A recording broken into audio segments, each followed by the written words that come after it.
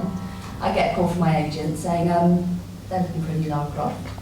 Do you fancy going out for the part? I felt a bit weird, actually. If I'm honest, I had to phone Shelley up and say, do you mind? I'm going up for Lara Croft. This is the end of our friendship. And he had recommended me. So it was, yeah, a big surprise. And yeah, it was a good one. Yeah. How about yourself, Eric? Yeah, they were obviously already out there. People knew about them. And, I think it was pretty much under wraps from what I remember about who I was actually going up for. But I think it was just pretty much send in samples, I think, from what I remember. And then they were like, yeah, it's going to work out. But once you got in there, it was kind of clear that it was going to be something special. It was kind of hinted about where we were going with it and stuff. So I was like, if I had known what they were saying to me, I could have done it differently, you know? So, but we had that. We definitely had something. I remember, real sense of it. Yeah. I think people probably agree that definitely comes across compared to. Like leaning out this way, like Kurtis was directing it, but also it was inclusive. You felt we were all a part of it. We were all creating it together. This is what was lasting so long, to be honest, because it was. You very rarely, you don't always get the opportunity to really gel with a group of people like we did. And we would break, didn't we? Yeah. And we would have fun. Yeah, but you can see in the pictures, I must have seen the pictures. We were having a good time. So the director really sets the tempo, and you could tell when it was working, and so everybody was excited and kind of kept rolling with that. So Murty was excited, so we were more excited because he was happy, we were happy, and it kind of kept handing around that excitement to the point it was like, wow, you wanted to get into the next day. You wanted to get into the recording. That was. But it was kind of like, what is this? And I started contacting them. At first I thought, no. And they were so cool. And then I went out to LA to do, my film was in a film festival out there. And I met Savannah, and they were just great. And we got to be such good friends that she was like looking after my SoundCloud stuff. And they were so creative. So many different aspects from art to writing. Yeah. But I think it's also his craft, that the style of drawing. And it just opened up something, It opened up something somebody, because it wasn't, I think the detail wasn't there before that. In this game, you just had this kind of, also dark, kind of exciting, characters, and just the way they were formulated and everything. I think it just touched a lot of people. I think his passion has inspired others' passions. Yeah, absolutely. There's so many, and where do we go? Hi, Mike's on. Is it? No. 1, 2, I can hear you, but oh, there you go. Okay. So my question is for Eric Loren. You have voiced a character, Travis Tate, in Horizon Zero Dawn, which is a very popular game. So considering it had a really big cast, these games, in comparison to AOD, I was wondering how different was the voice recording process in regards to AOD? Well, I'll tell you, it was incredibly different.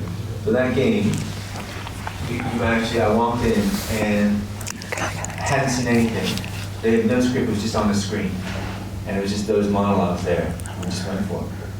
And so it was kind of like, I kind of got a sense of the character, knew who he was, I saw what he looked like. It was literally just going, okay, I'm just going to dive in and just be this guy. And then eventually, kind of, when I got into it, was happening in the session. So completely the opposite. Luckily, it was a strong character for that. At the back. Hi there. So, like with Judith and Shelley, were you two over here? I can't even see you. Where are you? All right, hi. Like with Shelley and Judith, were you both contractually obligated to stay silent about your role in the games? Ooh. I don't remember. Should they just made us sign something? Back then it wasn't as bad. Now you can't even get an audition without signing an NDA. Oh my god, yeah. Anything, you can't even look at the script without signing something. But I think, I'm sure we signed something, but No, nothing, we signed nothing. I mean, stuff would come through by our agent, Yeah. and it's like yay or nay whether we were allowed to do it. I don't remember. I mean, because there was that, it was I was saying, there was this one, I can't remember what it was, you did it, which was in character, a digital interview. I remember that, yes. I know you all know the bloopers. But I was supposed to do that as well, and my agent screwed it up. So, and I was just like, I was really disappointed, because I thought it would be a very cool thing to do. Really? Yeah, honestly. We'll have to try and get one filmed. Oh yeah, and see, that's someone who's. I didn't even know that existed until about 10 years ago. I think Shelley told me. And I was like, oh my God, I was leaked. Awesome, thank you. I'm sorry, I have such a potty mouth. That's what I remember about the sessions now. Okay. Right. I'll stand for this. So I'm just kind of wondering, sorry, I know you can't see very well, but hello. Are you able to both think of really memorable lines and recite them in your Angel of Darkness voices, please? I know it's a bit of a on the spot. I know, I thought, come on.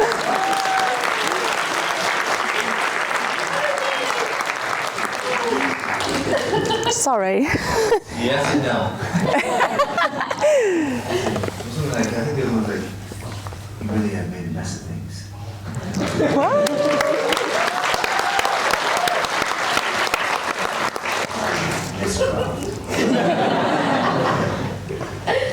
I don't know, which ones were your favourites? Every little run. Yes! That's amazing. Runt. Yeah. Hello, up here, Yellow Jacket. Oh, Hi, Thank nice to meet you. It's lovely to be here. It's lovely to meet everyone, in fact, from all around the world. And my question to both of you, have any of your family or friends have played Angel of Darkness or The Last Revelation or previous games before that? And what were their thoughts and opinions on those particular games or the one with the Angel of Darkness for that matter? I mean, my son's played Angel of Darkness. Has he? Yeah, he played it. And actually, when I first got the game, I remember buying, because at that point, I think it was on a Mac platform, the very first ones. And I was so desperate to, because I couldn't make it work myself personally. I hadn't played this game yet. And so he had to play the game so I could see what I had done. Pretty much because I was so interested in it. And he loved it. He was quite excited about the whole thing. Just being me forcing him to be a part of it. I think my daughter would like to play it, but she's only 9. She's only still on Animal Crossing. But we've got a 9-year-old in the audience, because I met her this morning. A lovely little girl. It's like our youngest fan. Where is she?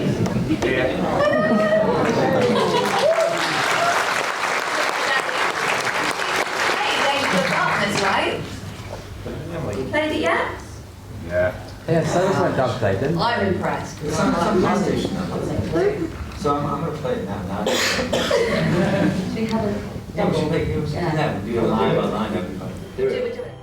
Gamers, and have you played many games? Or have you played the Angel of Darkness, and what do you think of the Angel of Darkness, is the question. I can't say I played Angel of Darkness. I'm not a gamer, I'm really not. But it's never too late. No, I mean the things I have played the games, but it was when my kids were very small and I was teaching them how to do it. But I did have a real problem. Hello. So my question, I guess, was for both of you. I was wondering, well, Jonell, first, whenever you signed up for TR4, was it an automatic 3-game deal? And then once you've done Community of the Darkness, was there talk of a sequel, or? No, I don't remember that. No, it was like you did one, and then it was like, wow, Did you have to re-audition after every game? No. No, but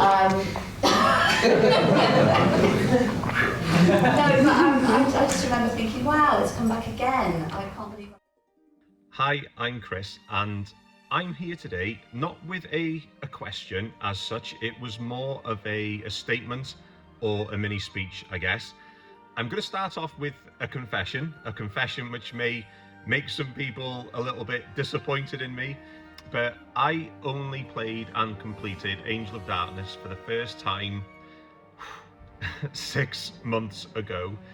And what happened was, I was in my attic one day looking for something completely different, and I found Angel of Darkness, and I took a picture of it and I posted it onto Twitter, and I put it with a caption: I've never played this game before, should I play it tonight for the very first time, yes or no? And the response I got was incredible. Like, everyone was saying how much this game meant to them. They said it's not only their favourite Tomb Raider game, but their favourite game of all time. There were people saying how much this game meant to them, and I thought, this is pretty powerful stuff, so I got to play this game. I really wanted to say that, like everyone else, everyone knows the same as me, the soundtrack, the score, Peter Connolly, Martin Iveson, geniuses, phenomenal. The story, Murty Schofield, genius, phenomenal. I love the locations the game took you to. I'm gutted that we never got to see more of Kurtis Trent, but I loved the introduction of Kurtis Trent, and I'm glad that we got to see him in some shape or form. It was great just to see him, and there is no one else who I would rather have holding my hand through the sanitarium level, because that was pure horror. Well done, everybody involved. Back in 1996, I was 12 years old, and the very first game, 1996, was the one I played. That is the Lara Croft that I grew up with. So to see her back again 20 years later in this brand new game, well, new for me, everyone else has thrashed it for the last 20 years, but for me, it was brand new, and it seems strange saying it about a video game character or, you know, an animation or whatever, but it was really good to see her again. It was good to see that Lara who was strong, confident, sassy, give me what I want or you get a uppercut to the chin. That Lara, she was back, and it was wonderful to see her and hear her again, and just to see her in what she loves doing the most. There were multiple reasons why I wrote this. The first reason being is that I wanted to say thank you to everybody who, in the Tomb Raider community, who has been so lovely, not just to me, but to my little girl as well. Everyone's so kind that I wanted to tell you about my own personal experience with Angel of Darkness, which is when I got to about, I think it was about 50 or 60% of the way through the game, I unfortunately, I came very close to having a stroke, and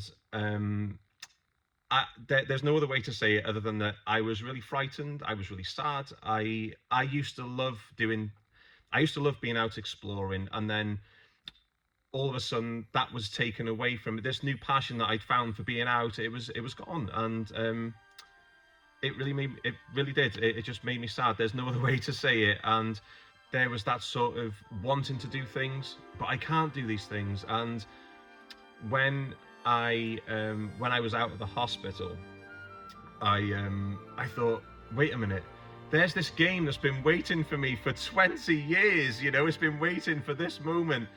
That game became my avenue of exploring, and I wanted to say thank you to everybody who has been really kind and supportive, and there were also 2 other people who I really needed to say thank you to, and those 2 people were Lara Croft and Kurtis Trent.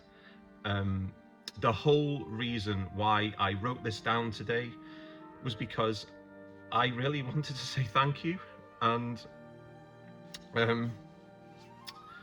I no longer look back on that time of just being sad. I look back on it as a time where I was learning to get stronger again, and that's my parallel, I guess, to Lara, getting stronger throughout the game. That was my own parallel with it. So thank you. I don't know what else to say.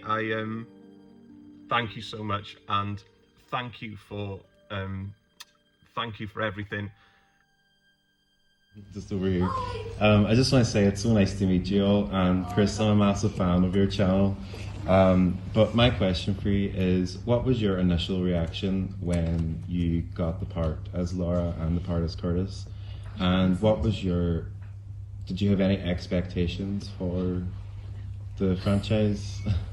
Like I said, I did feel really, really excited, but I was also a bit like, Shelley, she crossed, but she was amazing. She was like, you've got to do it, great.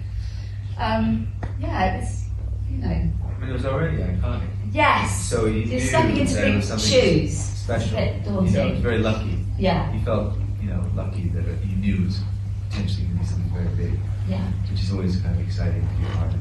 Yeah. And there were lots of things off the back of it as well that I got to do, like the Lupo dads and yeah, lots of fun things. Going to E3, going to LA, that was great. Stepping into the suit and do the live Q&A, that was brilliant as well. Yeah, all this stuff is great. We're very lucky. Very lucky. We'll still be revisiting it all these years later. But it's also, I think, when you realize that people are still really interested in something, it gets you look back on it again in a different way. Yeah. And you think, oh wow, what an amazing experience, what an amazing chance to be a part of something that people are so interested in. I think we did think it was kind of fleeting. I don't remember thinking of it. Well, there was a point where I think it was also later. because, there was potential expectation of another game, potentially with those characters, and that didn't happen, so you thought, oh well. But then to have it come back like this and to have someone, like I said, and honestly, I mean it, how creative people are, how interested they are, and you think, oh my God, it's incredible. It's a community, and it's being part of that. Filmmakers, podcasts, incredible. Yeah. And also very lucky because, I've stayed in touch with Bertie, and that's been a great thing for me as well. So, keep that going. I'm a huge fan of his work. Doesn't take words. Hey guys, how you doing? Thank you. I've been told to be very brief. And if I had a coconut every time somebody said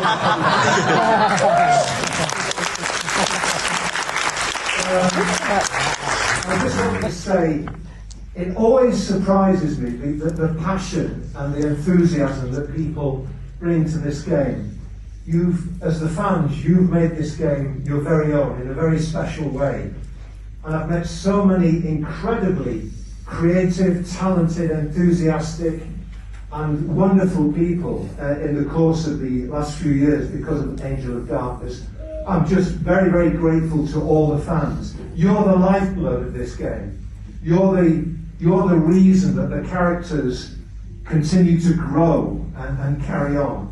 And I can't thank you enough for that, because I poured my lifeblood into this game and then it just died completely. I didn't want to have anything to do with it for about 3 years. But then the Kurtis Trent Estrogen Brigade. And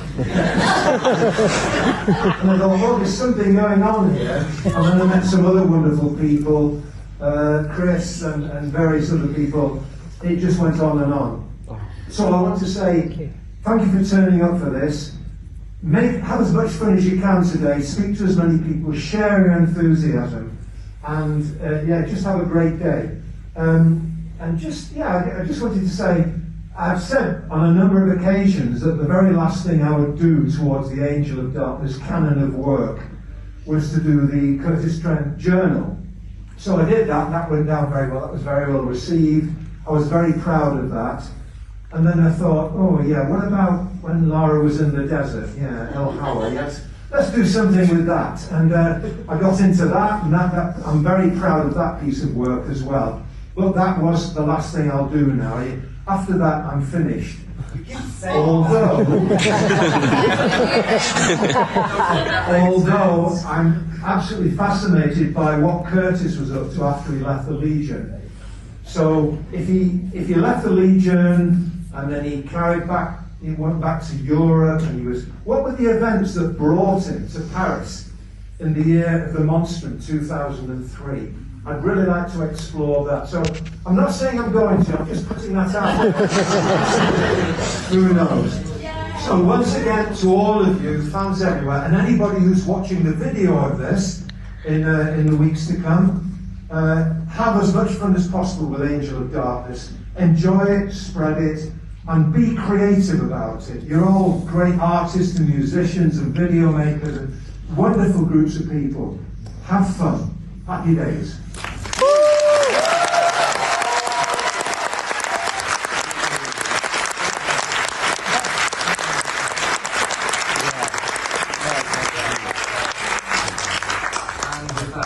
Very, very much, Murty, and thank you so much, Jonell and Eric. This has been an absolute pleasure. Thanks for having us. Absolutely one of the highlights of my Radiocast journey. This has been. Oh.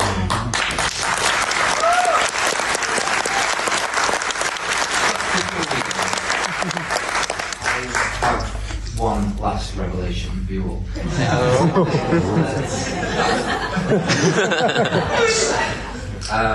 Something that I've had the honour to work with a very talented group of people on.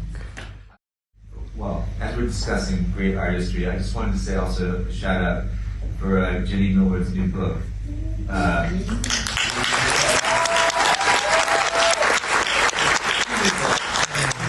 out, you must have seen TR, The Angel of Darkness, and there's the first novel we titled Tomb Raider, Path to the Black Alchemist, and expected release summer of 2023.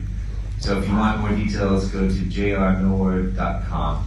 And just to say, you know, I asked her if there's anything she wanted me to do because I was so impressed by her book and the stuff that she's done and her artistry. So I've asked if I could read that. So thank you.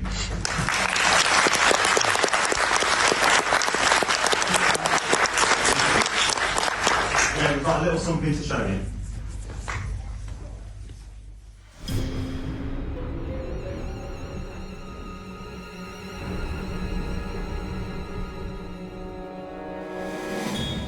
Once the Shadow Wars claimed you, there's no going back. Eckhart's dead. We all have our reasons to fight. Nothing shall stop the Golden Lion. It is his destiny to rise and rule the earth. I work better alone. Lux veritatis mecum. How do you decide who to trust? This isn't my war. Come on, Croft. We're on the same side here. Are you with me or against me? You wonder what you can do against evil, lass. You stop running. You turn. And you face it. In 2003, I walked into the darkness. I thought my role in the Shadow War was over. But Nephilim, it seems, don't die so easily.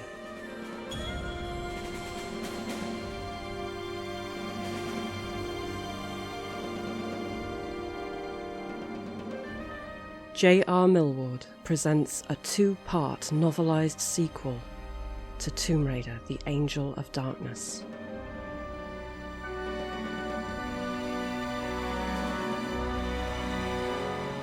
Part 1, Tomb Raider, Path of the Black Alchemist.